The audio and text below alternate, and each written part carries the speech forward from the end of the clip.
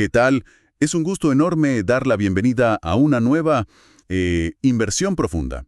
Hoy tenemos una sesión que está, digamos, pensada muy a medida, Ujú. específicamente para el estudiantado de Derecho Procesal Civil y Comercial. Estamos hablando de la Cátedra B de la Universidad Nacional del Nordeste, la querida UNE. Así es, y la misión de hoy es titánica, la verdad, pero fascinante. Totalmente. La idea es no dejar absolutamente ningún tema en el tintero sobre los cimientos de esta materia. Y bueno, para guiarnos en este laberinto, tenemos sobre la mesa un material base que es una joya. Sí, el capítulo escrito por Gladys de Midón y Marcelo Midón. Exacto. Una brújula indispensable, diría yo, para entender las reglas del juego jurídico. Y es que, es el punto de partida perfecto porque te explica la razón de ser de todo el sistema. No es solo un listado de artículos aburridos. Claro, no es leer el código de memoria. De hecho, quiero plantear un escenario cotidiano para quienes nos escuchan. Un verdadero momento de revelación. Adelante. Imagínate esto. O sea, estudiamos derecho de familia, obligaciones, todo el código de fondo. Sabemos que la ley dice que una persona tiene derecho a visitar a su hijo o derecho a divorciarse. Ujú. Pero ¿de qué sirve toda esa teoría maravillosa si la otra parte simplemente se opone o te cierra la puerta en la cara? De nada, absolutamente de nada. O si el Estado no te otorga ese nuevo Estado civil. Ahí es donde entra nuestra premisa central de hoy. Vamos a desempacar esto, porque el derecho procesal es literalmente el derecho para el derecho. Me encanta esa frase, el derecho para el derecho. Lo fascinante aquí es que el derecho material, o sea, el que distribuye los bienes de la vida como la libertad, la propiedad, no siempre se autoabastece. Necesita un motor. Al- Una locura total, claro. Entonces el Estado interviene. El Estado asume la tutela de los derechos a través de lo que llamamos la función jurisdiccional. Y el contenido de este derecho procesal, según los autores, se sostiene en 3 pilares que son básicos. Y el primero es la organización, ¿no? Exacto. La organización de la administración de justicia. El Estado actúa mediante órganos, los jueces, las cámaras. Los tribunales físicos que vemos. Sí, la estructura. El segundo pilar es la acción, que es, digamos, la potestad que tienen los individuos, los ciudadanos, para provocar que esa maquinaria se mueva. O sea, yo voy y toco la puerta del tribunal. Exactamente. Y el tercer pilar es el procedimiento, que son las reglas a las que deben sujetarse tanto los jueces como los litigantes. Los plazos, las formas. Ahora, conectando esto con el panorama general, hay algo vital. De nada sirve tener un juez brillante y un código procesal hermoso si no hay una instrucción adecuada. Uy, totalmente. Porque si un juez termina fallando basándose en hechos falsos, simplemente porque faltó instrucción o prueba, el derecho sustantivo entero fracasa. Y ese es el peor escenario posible. Por eso esta disciplina tiene una personalidad tan fuerte, para evitar ese fracaso. Los autores detallan 4 caracteres fundamentales que le dan vida al derecho procesal. Bien, vamos con el primero. Dicen que es derecho público. Y acá quiero hacer una pausa porque hay un error súper común, incluso entre quienes ya están avanzados en la carrera. A ver. Imaginemos un litigio por un cobro de pesos. Yo le presto dinero a un socio, no me paga y lo demando. La plata es mía, la deuda es de él, es un problema recontra privado. Sí. Entonces, ¿por qué clasificamos a este proceso como derecho público? Es una duda excelente. El error está en confundir el conflicto con el método para resolverlo. Claro, El litigio en sí, tu interés económico por ese pagaré, es privado. Pero el proceso, el escenario judicial, jamás lo es. porque interviene el Estado. Exacto. Desde que presentas la demanda, estás invocando el poder del Estado. El juez aplica normas imperativas y al Estado, a la comunidad entera en realidad, le interesa muchísimo que exista una tutela judicial efectiva y paz social. O sea que el proceso civil es público por sus fines, sin importar si peleamos por una medianera o por un contrato multimillonario. Tal cual. Y eso nos lleva al segundo carácter. Es instrumental. Es decir, es un medio, no un fin en sí mismo. Exactamente. Los autores citan a Montesquieu, que me parece brillante. Él decía que el proceso debe instruir lo suficiente para hallar la verdad, pero, y este pero es gigante, sin arruinar a las partes por examinarlas demasiado. ¡Qué gran punto! Es un llamado a la humanización. menos dogma y más resultados justos. Si la maquinaria procesal asfixia económicamente a las partes con 1000 trámites, funciona mal. Totalmente. Si el proceso no realiza el derecho material, no sirve de nada. Bien, pasemos al tercer carácter que es autónomo. Y aquí, atención a quienes nos escuchan, porque aquí es donde se pone realmente interesante. Es mi parte favorita, la verdad. Tenemos que viajar en el tiempo. Alemania, año 1856. Hay una polémica histórica entre dos juristas, Winstedt y Müller. ¿Qué debate aquel? ¿Por qué fue tan revolucionario esto? Porque hasta ese momento la gente pensaba que la acción procesal era lo mismo que el derecho de fondo. Si no tenías razón en el fondo, no tenías derecho a accionar. O sea, tenías que probar que eras el dueño antes de que te dejaran hacer el juicio para probar que eras el dueño. Exacto, una locura circular. Pero el debate entre Winscheid y Mutter, y luego el libro de von Bülow unos años después, aterrizó la idea de separar la pelea del premio. La pelea del premio, me gusta eso. Claro, la acción es tu derecho a obtener un proceso, a exigirle al Estado que te escuche, independientemente de si al final la sentencia dice que tienes razón o no. O sea que el derecho procesal es sirviente del derecho material, pero ya no es su esclavo. Exactamente. Tiene vida propia, y esa vida propia nos conecta con el cuarto y último carácter. Es unitario. Y esto a veces confunde a la corte estudiantil, porque vemos un código procesal civil, un código procesal penal, el laboral, parece todo fragmentado. Parece, pero no lo es. Tomemos el ejemplo clásico que da el texto. Un homicidio. Claro. Ese acto detona un proceso penal donde el Estado busca mandar al culpable a la cárcel. Pero al mismo tiempo, los familiares de la víctima pueden iniciar un proceso civil para exigir una indemnización económica. Son jueces distintos, reglas distintas, plazos distintos. Sí, pero ambos operan bajo una misma teoría general del proceso. Ambos comparten garantías constitucionales comunes, como el derecho a defenderse, la necesidad de pruebas. Tienen un objetivo común que es aplicar el derecho. Por eso es unitario. Es múltiple en la práctica, pero unitario en la esencia. ¡Qué buena síntesis! Ahora que ya desglosamos la personalidad de la materia, propongo hacer una especie de cronología dinámica, un viaje en el tiempo sobre cómo evolucionó todo esto. Me parece perfecto porque pasamos de la forma al fondo de una manera muy accidentada. Muy accidentada. Si miramos la primera etapa, antes de esa polémica de 1856 que mencionamos, era el caos. Sí, la etapa de falta de autonomía. Se creía que el proceso era casi como un contrato privado. Y la acción, como decíamos recién, era solo el derecho de fondo en movimiento. Era absurdo exigir probar el derecho antes de iniciar el pleito. Era el perro persiguiéndose la cola. Totalmente.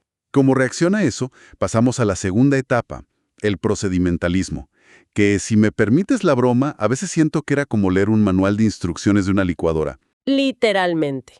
Autores como Joffre o Mortara en esa época hacían manuales de formas. Cómo doblar el papel, en qué tamaño de hoja escribir, cuántos días exactos tenías para cada cosa. Pero, ¿cuál fue el problema grave de enamorarse tanto de las formas? ¿Qué vaciaron la materia? Al concentrarse solo en el trámite, dejaron fuera de sus libros los temas vitales. Por ejemplo, La jurisdicción la mandaron estudiar al derecho constitucional, y la cosa juzgada o la teoría de la prueba decían que eso era materia del derecho civil. El procedimentalismo se quedó solo con el caparazón. hasta que, por suerte, llega la tercera etapa, que es el procesalismo científico. Y aquí la cosa se pone seria. Si conectamos esto con el panorama general actual, aquí es donde nacen las definiciones modernas que estudiamos hoy, Chovenda y toda esa escuela. Así es. Aquí se dice basta. La jurisdicción es una función procesal. Se define que la acción es pública y va dirigida frente al juez, mientras que la pretensión va dirigida contra tu contraparte. Y hay una diferencia crucial en esta etapa, que es de examen seguro. La diferencia entre fuente de prueba y medio de prueba. Fundamental para el estudiantado. A ver, expliquémoslo con un caso práctico. Imagínate un accidente de tránsito en la esquina de tu casa. Una persona está tomando un café y ve todo. Lo que esa persona vio y guarda en su memoria, esa es la fuente de prueba. Que es extraprocesal. ¿Existe ahí a juicio o no? Exacto. Ahora, cuando esa persona es citada al tribunal, se sienta frente al juez y declara bajo juramento, ese mecanismo jurídico es el medio de prueba. El medio es puramente procesal. Clarísimo. La fuente es el conocimiento. El medio es el envase legal para meterlo al expediente. Tal cual. Y este esfuerzo científico del procesalismo es lo que hoy nos permite reconciliar el proceso con sus fines efectivos. Bien, ya tenemos el concepto, los caracteres y la historia. Creo que es hora de entrar a las fuentes. ¿De dónde emana todo esto? Claro. Exacto. ¿De dónde sacamos las reglas del juego cuando estamos litigando? Tenemos 4 fuentes principales. Empecemos por la reina, la norma jurídica procesal. Que no está solo en los códigos procesales. Ojo con eso. Importantísimo. Claro, está en la Constitución Nacional, el artículo 18 que te garantiza el debido proceso. Está en los tratados internacionales. El Pacto de San José de Costa Rica, por ejemplo, que en sus artículos 8 y 25 habla de las garantías judiciales. Y también baja hasta resoluciones mucho más operativas. El texto menciona acordadas judiciales, como la creación de la mesa de entradas única y corrientes. Exacto. Las cortes organizando su propia casa. Ahora, dentro de las normas hay una clasificación vital: orden público e interés privado. A ver, Las de orden público son irrenunciables. Vos no podés pactar con la otra parte, no sé, cambiar la organización de los tribunales porque te conviene. claro, yo no puedo llevar mi divorcio a un juez laboral solo porque me cae simpático. Exacto. Pero las de interés privado sí son renunciables. Por ejemplo, la vía ejecutiva para cobrar un cheque. Si querés renunciar a esa vía rápida e ir por un juicio ordinario más largo, podés hacerlo. Es tu interés. Perfecto. Y acá quiero tocar un tema que sé que es el terror en los exámenes. Los efectos de la norma en el tiempo. Sí. El conflicto temporal. ¿Sale una nueva ley procesal mañana? Yo estoy con juicios en mi estudio. ¿Qué pasa? Los autores detallan 3 hipótesis. La primera es fácil. Procesos terminados. Si ya hay sentencia firme, la nueva ley no los toca. Derechos adquiridos. Listo. La segunda también es fácil. Procesos no iniciados. Si el choque fue hace 3 años, pero demando recién hoy, aplico la ley nueva a full. El problema es la tercera hipótesis. Los juicios pendientes. Los que están tramitando. La regla de oro es que la nueva ley se aplica inmediatamente a todo lo que falta cumplir. Pero, y este pero es clave, exceptuando si hubo un principio de ejecución. Acá hagamos eco de un ejemplo. Si yo tenía 5 días para contestar una demanda con la ley vieja, me notifican, empieza a correr mi plazo. Y al día 3 sale una ley nueva que dice que ahora el plazo es de 3 días. Ahí te ampara el principio de ejecución. Como el plazo ya estaba corriendo bajo la ley vieja, conservas tus 5 días. Lo mismo con recursos ya interpuestos o si ya se radicó la competencia en un juzgado. Eso da seguridad jurídica. ¿Y qué pasa con el espacio? Porque hablamos del tiempo. En el espacio reina la lex fori, la ley del lugar del tribunal. O sea, si litigo en el Chaco, aplico el Código del Chaco. Exacto, pero hay excepciones fascinantes donde aplicas derecho extranjero. ¿Como la capacidad de las personas? Claro, o la validez de un mandato firmado en otro país. Y ni hablar de los exhortos del Mercosur, el protocolo de Europreto, que tienen reglas muy específicas de cooperación regional. Increíble cómo se entrelaza todo. Vamos a la segunda fuente entonces, la jurisprudencia. La gran pregunta de siempre es, ¿lo que dicen los jueces en sus fallos es ley para todos? Y la respuesta corta es no. No tenemos el sistema estadounidense de precedentes obligatorios para todo. Pero hay excepciones mayúsculas en Argentina. Enormes. Primero, los fallos de la Corte Suprema de Justicia de la Nación. Aunque legalmente no sean obligatorios para casos análogos, hay un deber institucional y diría hasta moral de los jueces inferiores de acatarlos. Si fallas en contra de la Corte sin un motivo súper novedoso, te van a revocar la sentencia seguro. Tal cual, es un desgaste inútil. Otra excepción es la Corte Interamericana de Derechos Humanos. Desde el famoso caso Ekmekyan, nuestra Corte dijo que la jurisprudencia internacional es una guía que debemos seguir. Y a nivel más terrenal, tenemos la obligatoriedad legal de los fallos plenarios, el artículo 303. Exactamente. Cuando las salas de una Cámara de Apelaciones se contradicen, se reúnen todos en plenario, votan, y lo que gana es obligatorio para ellos y los jueces de primera instancia de su fuero. Pero a nivel país tenemos una deuda pendiente enorme que los autores señalan: la falta de un Tribunal de Casación Nacional para normas de derecho común. Es un gran problema. Hoy, un artículo del Código Civil puede ser interpretado de una forma en Corrientes y de una forma totalmente opuesta en Mendoza. Y no hay un Tribunal Superior Nacional que unifique ese criterio común. Genera una inseguridad tremenda. Totalmente. Bien. Tercera fuente: la costumbre. A veces pensamos que la costumbre es solo, no sé, tomar mate a las 5 de la tarde. Pero jurídicamente es distinto. Claro, necesitas el uso repetido y, lo más importante, la convicción de que esa práctica es obligatoria. Los autores citan casos sorprendentes sobre esto, el famoso derecho repentino. Los históricos casos Siri y Cot, la creación del amparo. Antes de que hubiera una ley de amparo escrita en el Congreso. Exacto, surgió de la urgencia, la jurisprudencia lo moldeó y la sociedad lo adoptó con tanta convicción de obligatoriedad que se hizo norma por costumbre antes que por ley. Y hay una anécdota en el texto que es genial. Un abogado presenta un escrito salvador, un recurso fundamental para su cliente. Y en la mesa de entradas le firman el cargo, el sello de recepción. Sí, pero se lo firma el prosecretario, no el secretario como exigía rígidamente la ley. La contraparte vio sangre y pidió la nulidad de todo. Y fíjate qué interesante, la Corte Suprema salvó ese escrito. ¿Por qué? Porque quedó demostrado que en ese tribunal provincial era una costumbre reiterada y aceptada que el prosecretario firmara los cargos. El uso del tribunal mató a la formalidad de la ley. Para salvar el derecho de defensa, exactamente. Castigar al abogado por seguir la costumbre del propio juzgado hubiera sido injusto. Me parece brillante. Y la cuarta y última fuente es la doctrina.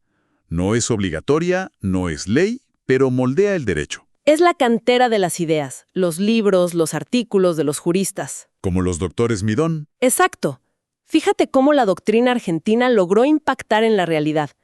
El nuevo Código Procesal Civil de Corrientes adoptó cosas como la declaración de parte o la famosísima carga probatoria dinámica. Que antes solo existía en los congresos de abogados y en los libros. Totalmente. Fue la doctrina la que convenció a los legisladores de que era más justo que pruebe el que está en mejores condiciones de hacerlo, y no siempre el que demanda. ¿Qué recorrido fenomenal hemos hecho? Para ir sintetizando, pensando en la audiencia estudiantil de la UNE. Sí, para la cohorte que está rindiendo. El derecho procesal no es un trámite. Es la maquinaria viva, autónoma y fundamental que hace que la justicia deje de ser un montón de palabras lindas en un libro y se convierta en realidad palpable. Es la garantía de los derechos humanos en acción, ni más ni menos. Exactamente. Pero todo este repaso histórico, donde vimos cómo huimos del formalismo rígido para buscar un derecho más humano, nos deja con un pensamiento final, muy provocador, para que quienes nos escuchan se queden masticando la idea. Esto plantea una pregunta importantísima para el futuro. A ver. Si a lo largo de los siglos nos costó tanto humanizar el proceso, integrar cosas como la buena fe o la costumbre para evitar injusticias formales, Sí. ¿cómo van a moldear todo esto las nuevas herramientas de inteligencia artificial y la automatización judicial que ya están llegando? Tremendo. ¿Podrá una máquina interpretar la costumbre de un tribunal o la buena fe de un abogado? ¿O correremos el riesgo de volver a un procedimentalismo robótico donde un error de código te rechaza una demanda justa? Es una paradoja tecnológica espectacular. Humanizamos la ley para ahora, tal vez, dejársela a algoritmos. Es para debatirlo largo y tendido en las aulas. Sin duda alguna. Con esa reflexión cerramos esta inmersión profunda. Esperamos que este recorrido encienda su curiosidad, que vayan a los textos con espíritu crítico y, sobre todo, que entiendan la pasión que hay detrás de las reglas procesales. Hasta la próxima.